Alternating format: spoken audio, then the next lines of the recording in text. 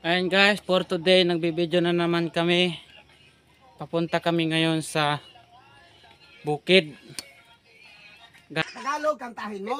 Hindi ka nga marunong bumasa ng... Galing kami sa baybay sa maliit na Recodo sa Bercelo, San Juan. May dala kami kaunting pusit guys, siguro mga 1/4 siguro para pang ulam sa bukid. Kaya wala mang pang ulam dun sa bukid. Hoy! Tahiin nyo! Natutulog ako, nagising ako sa bunganga nyo! Yun lang ang tangi nating madalang ulam dahil wala man tayong pambili. Nanghingi lang tayo doon tayo sa baybay sa tabing dagat para may maiulam lang sa bukid. Isa, dalawa, Oh! tatlo, Oy! apat, Oy! Bakit ka... Ayun guys, ang oras ngayon guys ay alas 7:58 ng umaga. Ayan, napapansin nyo guys, medyo malikot ay naglalakad kami. Alam para magkain ako! Magkain ako! Ay, wala dong. Kasi malapit na magtanghali. Puntahan pa namin yung alaga namin. Ayan yung aking kasama.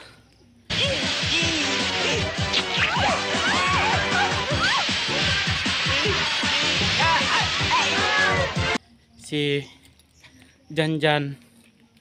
Yun yung aking kasamahan.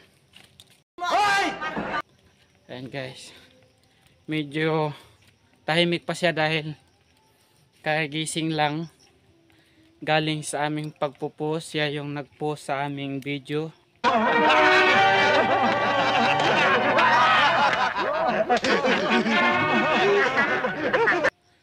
Ay ako habang busy din naman sa isa sa pag-i-edit, siya naman yung taga-post din para mabilis lang. Kaya lang mabagal yung aming internet dito sa piso wifi, medyo malakihan tayo.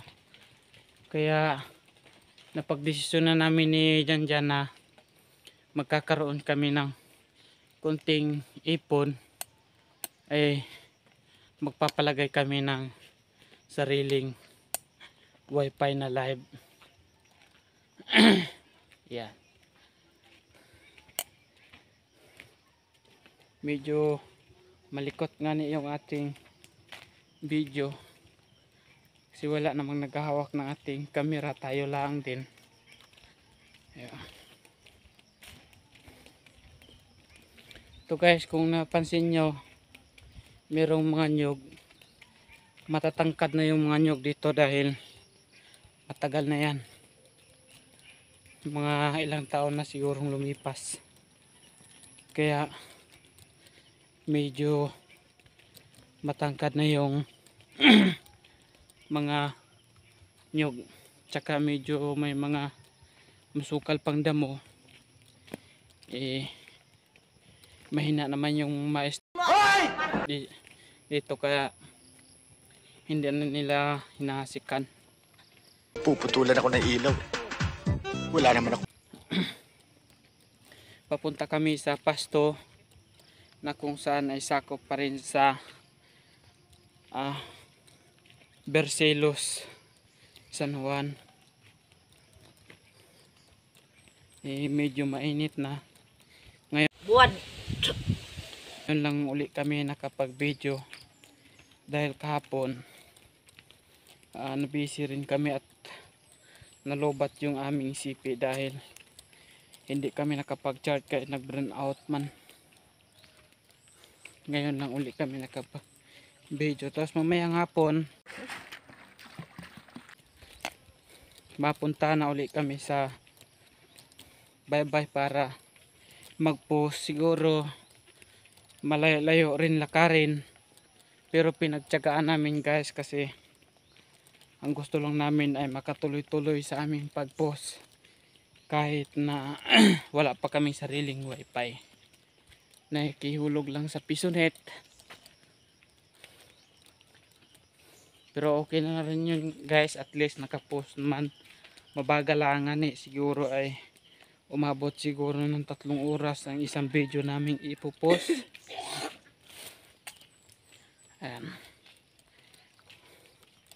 Nagkain na kami kanina guys. Ang ulam namin ay gulyasan doon sa baybay. Tapos may kaunti pang pusit. Natira sa pagpain ay pinadala na lang sa amin. Ayan. Medyo tuyo na yung putik kaya kami ay naglalakad na lang. Ako nga nagpapaana lang kay ano man, hindi man masyadong matigas pa yung lupa dahil bagong ulan lang nung isang araw. Yan.